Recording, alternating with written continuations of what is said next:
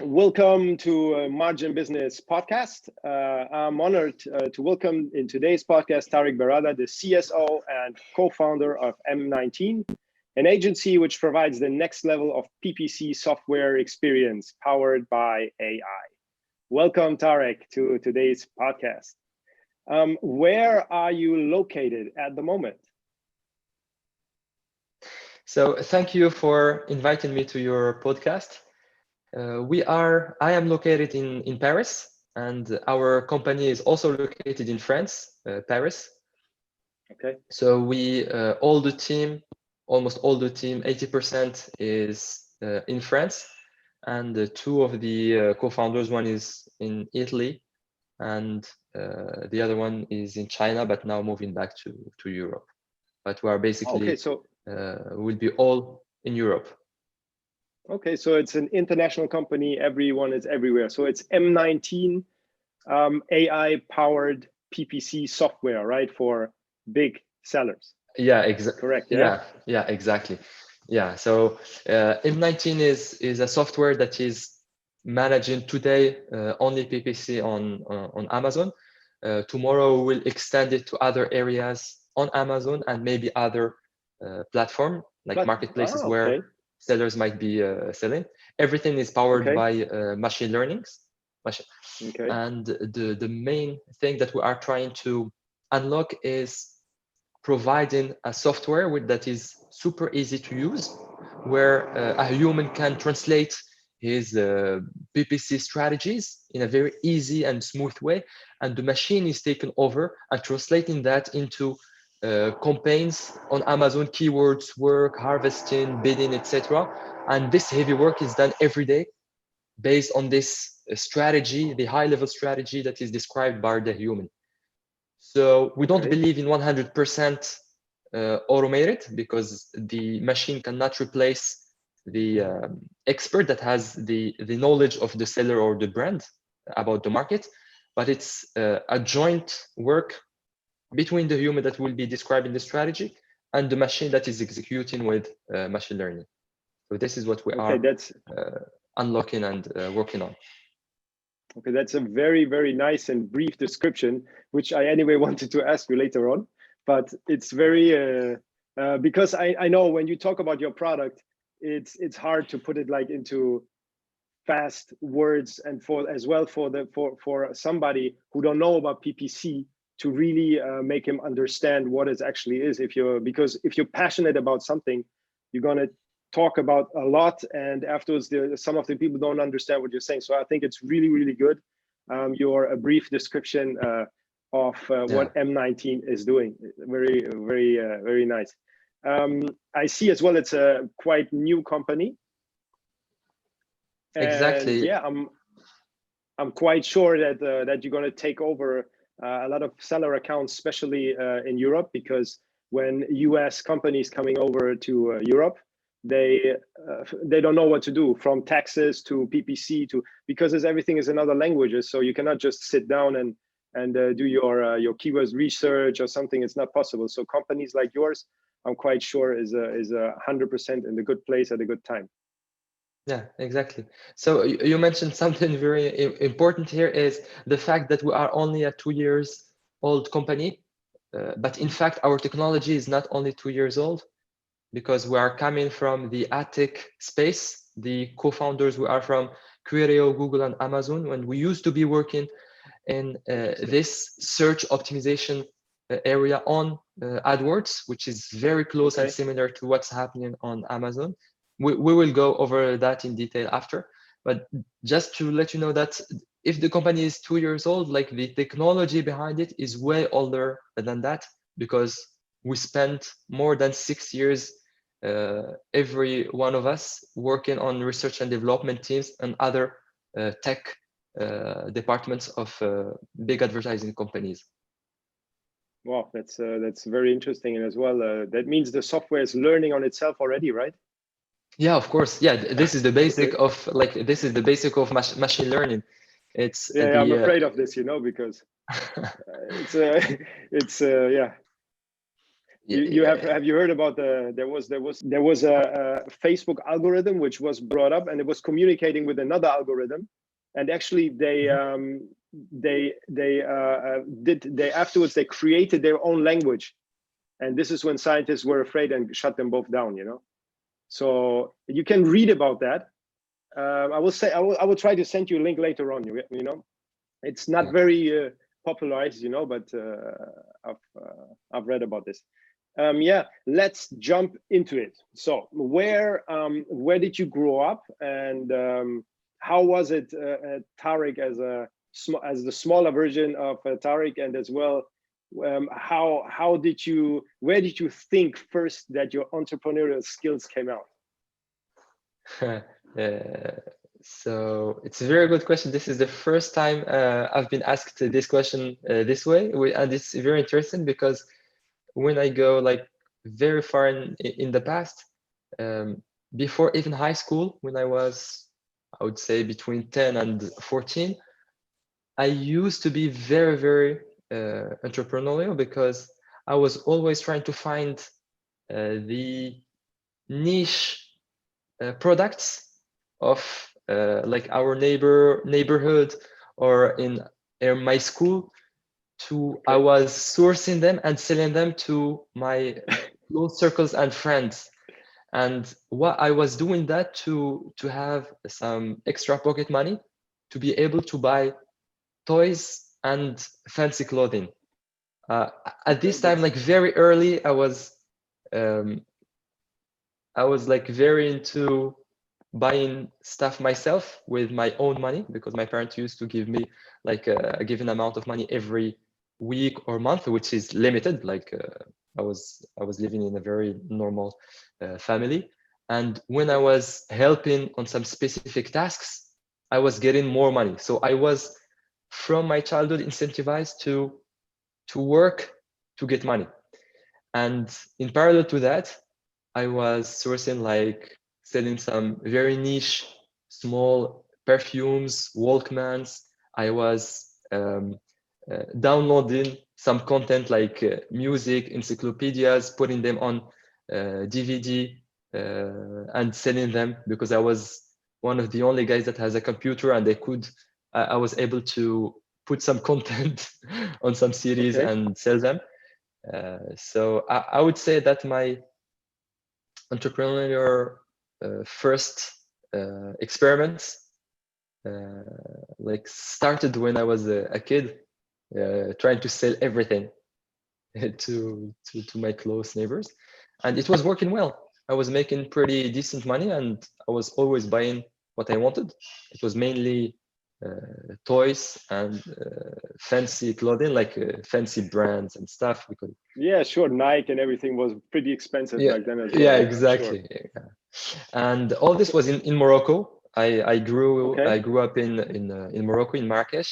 Very and interesting. There, even these brands were even more expensive compared to Europe, because everything was coming from Europe or the US, and all these international brands were way more expensive than local brands, of course. Of course, that's...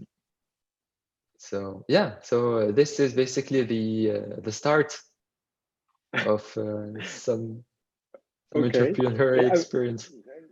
I mean, it's interesting, but what I want to say is, like, I would not say this is work. You didn't work for money. You generated money, already, and this is something very interesting, because most of the people don't have the approach like this, and this is what I see, or when I study on entrepreneurs.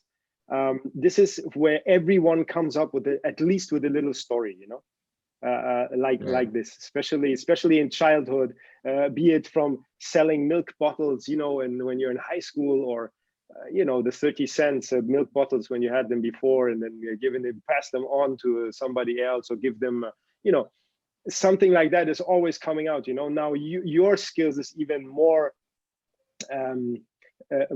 shaped, because I wanted to know, Mike, the question was, because you are as well I'm just guessing now, Mathematics must have been one of your strong points. Am I right or not? Yeah. Okay.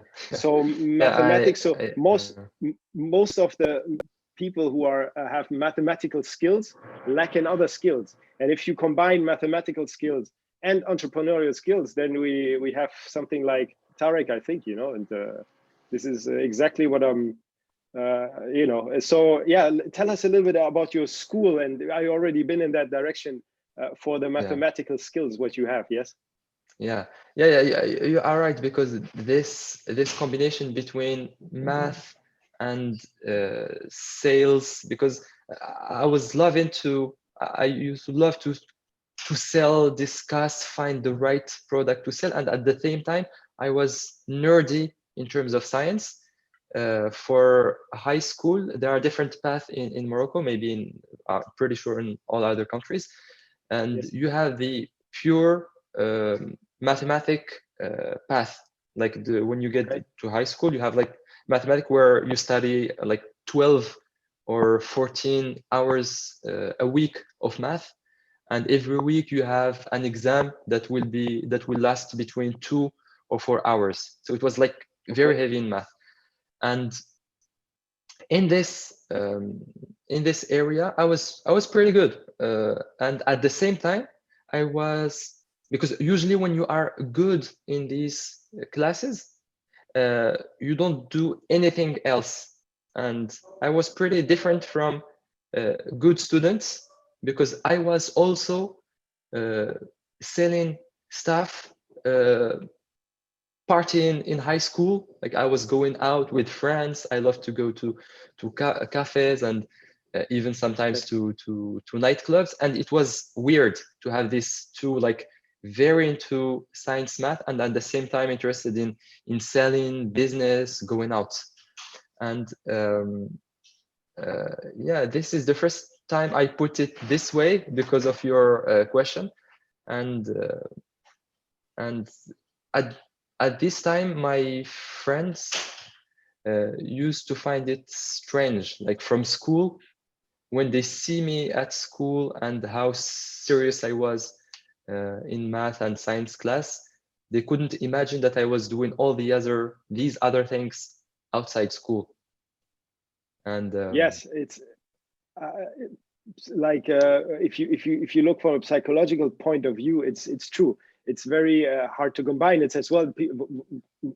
What is a base of saying is that if somebody is good in mathematics, in maths, you cannot be good in languages, for example, because the brain don't But from your what I see is the complete opposite. So you speak languages, you're good in maths, and you're an entrepreneur.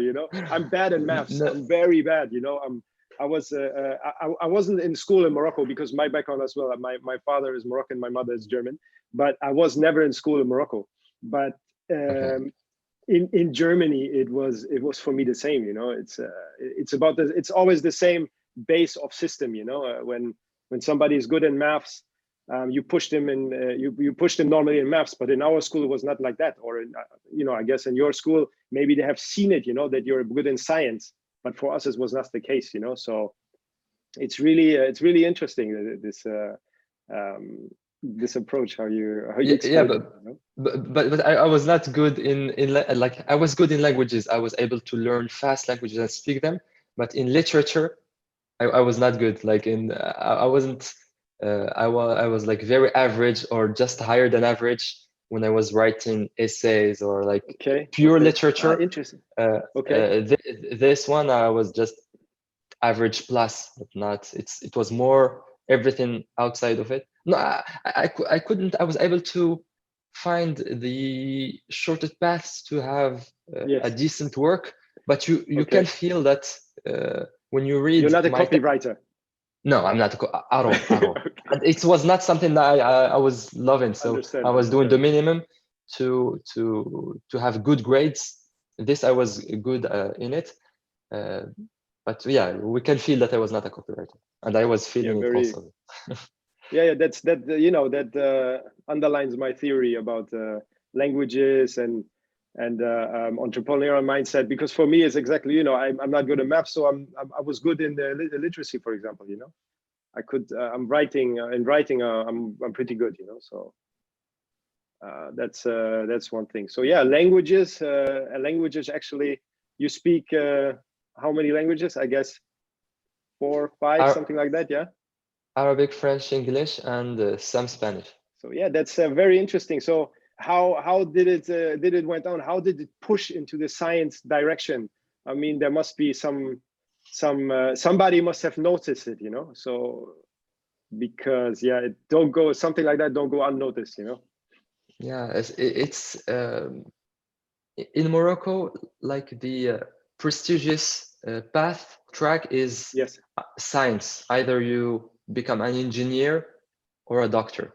Like this is the Okay. elite. The elite is doing that, and I was educated in this um, in this um, in this context. So Okay.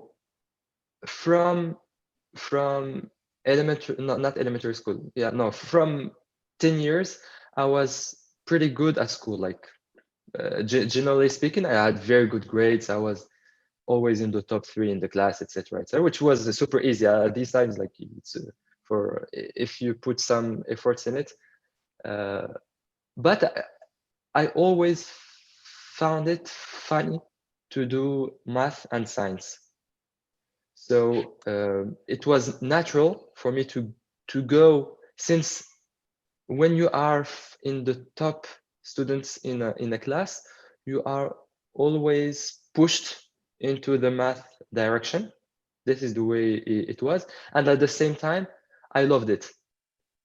So to be honest with you, this is how it went. Okay. It was fun. It So was it went fun, and this naturally, yeah. and this is kind of the elite track in Morocco until high school. So before high school, you do specialize. This is where I decided to go fully in math to do engineering. Okay. Engineering. Okay. Yes, because I want to build things. I didn't know at this time what I wanted to build, but I just wanted to be able to build the things myself. Either I was thinking about like buildings, contracts, construction, etc., like, or machines like computer science or Okay. So hardware. you were already on the path of computers at that point, right? No, no, no, Because no, no, no. No. To do engineering, you need to go through this math path. So I okay. knew that after high school, I wanted to do engineering. Engineering is after high school. So this is why I went into this heavy math path track. Okay. And then after graduated from high school, I got different opportunities because I had some good grades in science, if not Sure. some of the, if I don't like to say that, but if not some of the best in my regions and area. I had even some like national honors and stuff that I can opened believe for yeah, me it's a different opportunities. I was able sure. to study in the most elite private universities for free in Morocco if Yeah. I wanted, even with some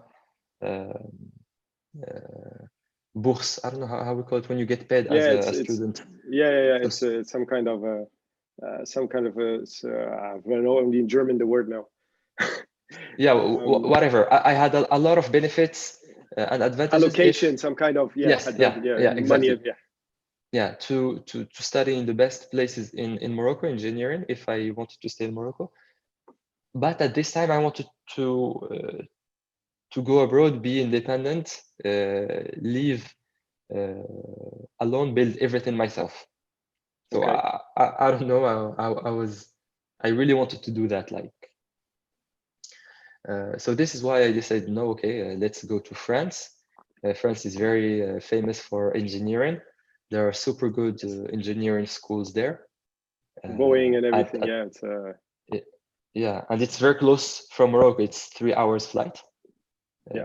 There are a lot of people that I know that used to be in France, so it won't be that hard to go far from the family because I can still understand. go back pretty frequently and easily. And at the same time, France is very close from Morocco in terms of like even Language. culture, language, people. Yes. It's not that far. So yeah, this is how it went, and I went to France. I did prep classes to be able to attend engineering school, and So you have in to prep. obviously preparate a little bit and so Yeah, that you have your to. level, or yes, okay. You have to. Even that you came with very good background, you still have to do it, right? Yeah, it's a dedicated program that you need to go through at least between 2 to 3 years to study like in deep mathematics and physics, Okay. and then you take an exam. After this 2 or 3 years, you take an exam, and after this exam, you can attend engineering schools. Okay. And there's already people who selecting, yeah? There's already people having checking you out, or is there already some recruiters or talent headhunters, government or some stuff? They're already checking these schools, right? Yes, but these guys are checking for people that did their high school in France. Okay, If I was in France, maybe I would have attended the best high schools, like, because it's also in high school that where you do this prep class, prep math class for engineering schools. Okay. So because I decided to come to France, if it was almost like I was starting from scratch and I was not using It's a my new system, credits. It's a new system. And if I decided to stay in Morocco, it would have been a different story because, I had credits from what I kind of achieved in high school by having like some good performance. Sure. That's already really interesting. So you went from Morocco to France, did the preparation, everything, and obviously you were successful and went to the next level, right? So into university, and what there already we can see the direction of engineering, data engineering analyst, right? Exactly. So in the engineer, when first you choose your engineer school based on the what you want to be doing. So if you want to go to be doing computer science, you know that there are a selection of schools that are best and famous for computer science. If you want to do chemistry or physics or applied research, you need to go to other specific schools. So from these prep classes, I wanted to do computer science because it was the beginning of machine learning. It was trendy. There was a lot of algorithms, and I love this part, optimization and algorithms. And this is why I decided to. Yeah. This is why I decided to go into this direction. And I attended Télécom Paris. It's a French computer science school. Okay. It's basically computer science and telecommunication, like network, like all this area. Okay. And I spent 3 years in engineering school with a major on machine learning. Like during the last 2 years, you need to choose a major. There it was, from there. So the university done, not really done, but have you already then thought about? Was in your mind more to go and work in a job, or was in your mind that you can create something? I was already thinking of creating something, but it wasn't clear for me, and I didn't feel that I was ready to do it. And I was thinking, let's get some experience and coaching from advanced and professional guys in this area. Very, very and well thought. This is very good. it was funny how it went, because the company that I joined, that was Criteo. Criteo is the biggest licorne in France. It was the story of joining Criteo was very funny also, because I didn't know about this startup, because it used to be a startup that grows super fast with a great product. They built an incredible team. They was able to get like super good talents. I'm not saying that I was a good talent, but there was like, I was really I met rock stars, like super smart people Sure, yes. in this company. And the story of joining was very funny, because I was in the school campus. I was with a friend that was telling me, hey, I need to prepare for an internship for a very interesting company that is called Criteo, and they are doing a lot of algorithms, machine learning. Can you help me please prepare that? So I said, okay, yeah, I'd love to do that. Let's prepare together. So we were preparing, and he said, okay, you know what? I will be having a first test online. Maybe if I get stuck, can you help me in this test? I said, okay, as long as it's not the final test and you will have on-site tests. Yeah, exactly. Maybe it's not that. Yeah, it's bad because it's kind of cheating a bit, but I convinced myself to do it, because I was saying there's at least 1 or 2 on-site tests that he will be going through. If he's not a good match, they will refuse him. So I don't care. Let's just help him. It was fun because the process of preparing was fun for me with him. So it's okay. So he took this test. I was with him. We crashed it. He went on site. He crashed the tests, and he got in the company. So he was just telling me crazy stuff about the company is cool. People are smart. You have no stress there. You learn. You can work on any topic you want. It was like they were trying to do it to make it like sounds like Google in the Very beginning, open, yeah. which Yeah, very open, yeah. So I said, okay, it looks very interesting. I was about to finish my first internship. I had to do a second internship. So I said, okay, so maybe this company looks fun. Let's give it a try. And at the same time, I was thinking, oh, maybe I can do something myself, but not enough experience.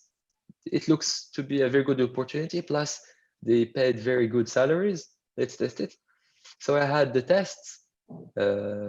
I got accepted, and I went into it, and it was a crazy experience. It was super great that I didn't feel the six years that I spent there in the research and development team, but always during this 6 year, I was always coding from time to time a small project to try something to see if I can do a startup from it. And all the time I was dropping after 3, 4, 5 weeks. I didn't have any project that I really stick to. I started things and they dropped. It was not interesting anymore until so there were like 3 or 4 attempts, right? Before you okay. That's good before leaving Criteo, there were some attempts that I was just doing myself on the side when I was back at home at night. There were some attempts, and until that I met one of the co-founders I'm with in M19, Pascal, which is our CTO, that also used to work in the research and development at Criteo, and we worked on a bunch of products and projects together that are, by the way, related to some optimizing some algorithms for the core business of Criteo and also for the AdWords product. So yeah, we met with we started discussing what we might do maybe together as a standalone project outside Criteo, and this idea came out. Amazon was becoming more and more powerful. They were opening their advertising API to make this was 2015. Sorry. The API was official, I would say, 2016, I guess. Okay. Okay. I'm not sure about the dates, but it was like in this area where they started. Yeah, just to know where we are now, you know, in the journey. Yeah. I know, in the journey we were in 2017. Okay. This is like really at the end of our working at Criteo with Pascal. We were in 2017, so we started looking at this API, what we can do on it. We saw that it was very close to what Google is providing for the sponsored Yes. platform, and we said, okay, so we developed so many different algorithms. We know how these platforms work from the Amazon side and also from the client side that would be our new clients that we will help optimize and operate on this complex platform. We said, okay, so let's give it a try. Plus in France, it's a very, very good country where to do entrepreneurial trial and experiments, because up to a certain point. That's what I wanted to say. Trial and experience up to a certain point, and then better when it's when the numbers are getting larger. The suggestion is to go to another place. Because in France, if you prove that you are building and working on a startup after leaving your job in a certain conditions, after at least an amount of years working on a company, you can be eligible to get paid. Of course, way less than what you used to get paid by your company, but it's the government that is helping you, almost paying you a smaller wage based on the how much you worked before, based on your situation, and it can secure you for 1 or 2 years.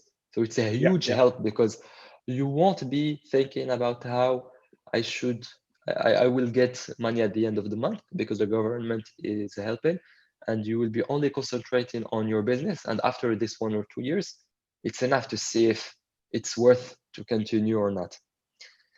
So because we had this experiment in Criteo, because I met with Pascal, my one of the co-founders and the CEO of M19, and because of the the French government system that is encouraging people to go and to test things, I decided it was the right time for me to give it a try.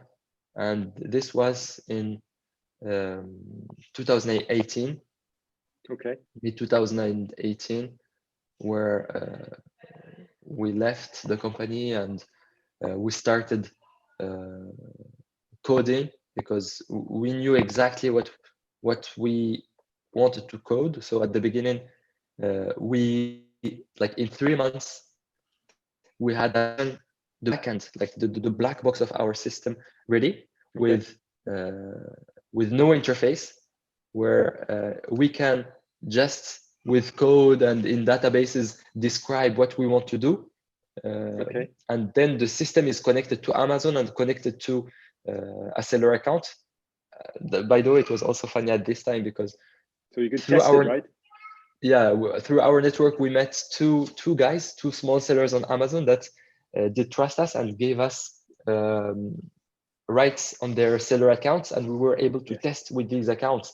So after 3 months, we were able, with our system, to operate with no interface, with nothing, these beta testers. And from that, we started improving the system, adding features, having an interface, putting dashboards, adding more and more functionalities into our system. This is basically how it started. That's very nice. And then I have heard something like, first there was Adakazam. Exactly. Adakazam. Yeah, Yeah, yeah. Then and Adakazam. .com, and then this transformed then into M19, Yeah, the big, now the head company, exactly. which is providing the PPC software for large Yeah, Amazon exactly. sellers around the world. Okay, Yeah. that's So a this very is, deep. That's very deep. yeah, this is by the way, another funny story of our company, because Adakazam, we founded it. We were four engineers, four hardcore Okay. engineers from the R&D of Criteo. We left. We built the backbone of our technology. Like in 3 or 4 months, we built the backbone, and from that we started making it grow.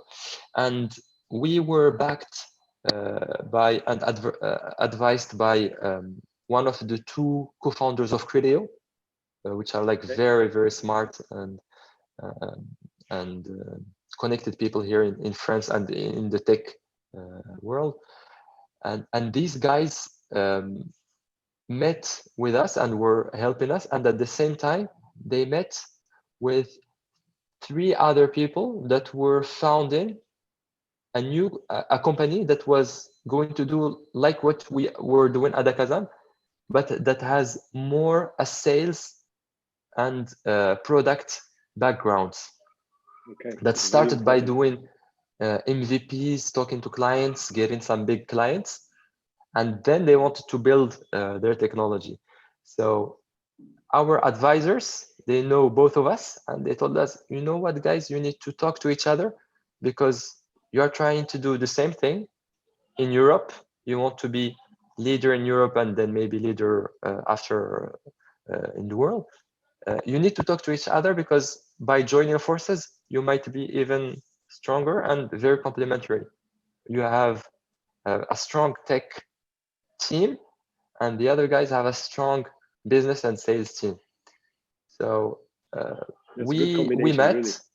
Yeah, we met. We discussed long, very super long hours.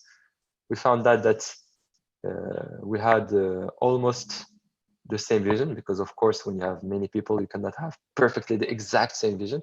So we thought that it's worth it to join force and to operate together. And this is how we make a fusion, a join between the two companies, and Okay. we kept the M19 name. Okay.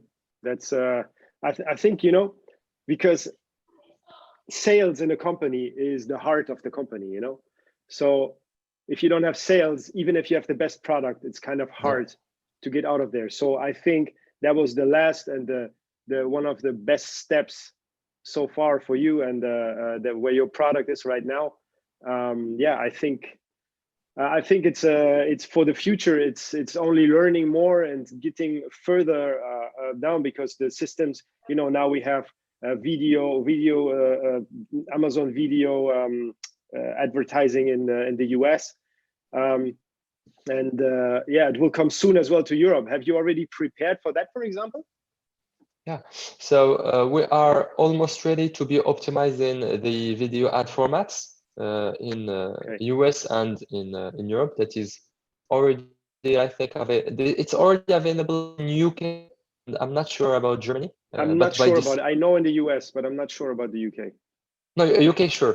UK, it's already Okay. Okay. there because many of our clients do have video ads already in the UK, and we are Okay. testing with them to plug our new system that is now ready to operate and optimize the video ad formats. Yeah, you need to So keep me updated on everyone. It's super interesting, yeah, no. Our software today is operating sponsored products, sponsored brands, like the classical headline search format. The video, now we are able to create campaigns with video creatives, and we are also operating sponsored display. So you have as well people who create your ads, right? So they are not only data driven; they are really some marketing experts. No. We are really focusing on what can be delegated to machine and computations, and Okay. good creatives, videos, images this we don't do. It's the clients that prepare his provide. video. Okay. Yeah, provide his video or logo or picture or the phrase. He just put it in our system. The system will take it, will do the keyword extraction, find the competitors, everything. We'll create the campaigns and then manage the campaigns. But the assets, it's the customer or the agency, because we have different agencies that are clients that are using our software. It's these people that are providing these assets. Okay, that's sounds really good. I mean, yeah, like I said, when you focus on one niche, I personally, that's my opinion, it's the best. You know, you really focus on one thing like you do, and I don't see, you know, I just see for you the next level again. You know, it's a never-ending process, and you know, it's amazing software. I have a question for you. How do you see, you know, the current situation that we're in? You know, we talk so much about it that I don't want to talk anymore, but maybe what do you see, what opportunities do you see at the moment in this difficult times? Obviously for us less difficult because of we're online, so we can choose where to go, or if we go out, or, you know, it's blessed. We are blessed with this, but others are less blessed. For example, we have shop owners who's closing down. We have restaurants closing down. We have bars closing down. We have everything closing down.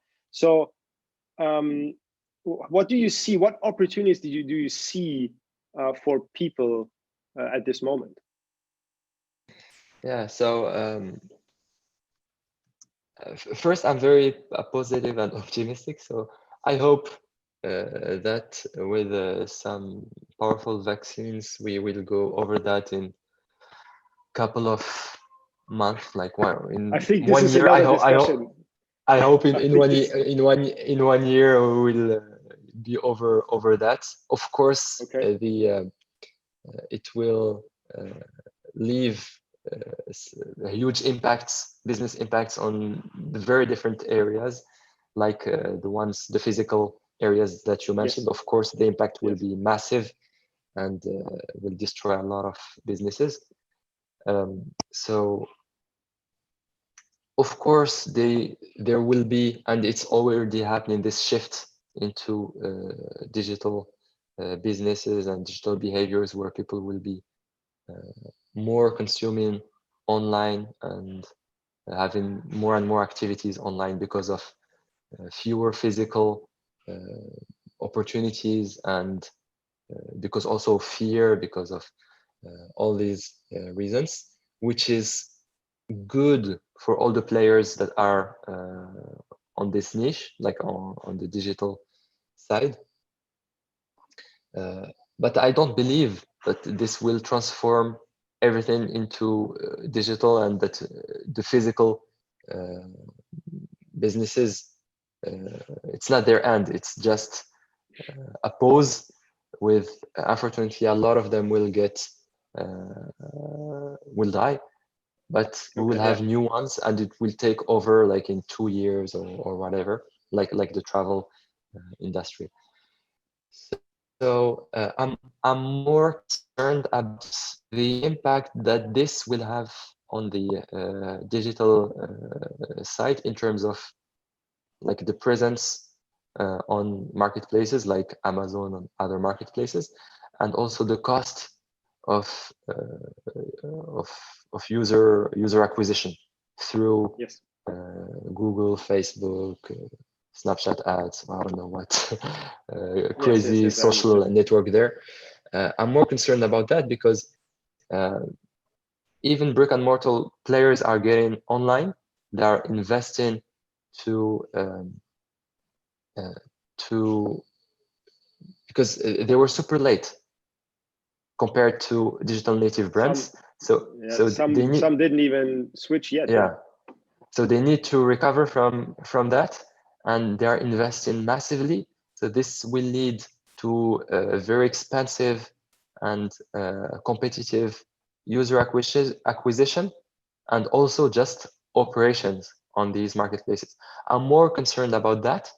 I'm more concerned about these small digital players because it will be harder and harder for them against these big guys and again this new players that are grouping businesses For together, acquiring businesses that are making it way more professional than just a guy operating from Santa Monica or I know from where his small business online. So yeah, so That's a good point of view, definitely. There will be there's a huge digital shift happening. It will get harder and harder. The entry barrier will get higher. The physical world is getting a huge hit, but in my opinion, he will recover. And because we are a human, we love contact, we love physical things. It will get back if it's not in a couple of months, in a couple of years. And I hope the new normal. Yeah, the new normal. I hope will be back. And yeah, okay, that's it's a very good point of view. And as well because nowadays we have young entrepreneurs, we have entrepreneurs like you said who are shifting right now. What would be your message to them? A message for them is do a lot of research. There is a lot of good content. There are super great technical podcasts about all areas. You have a lot of tutorials, a lot of forums.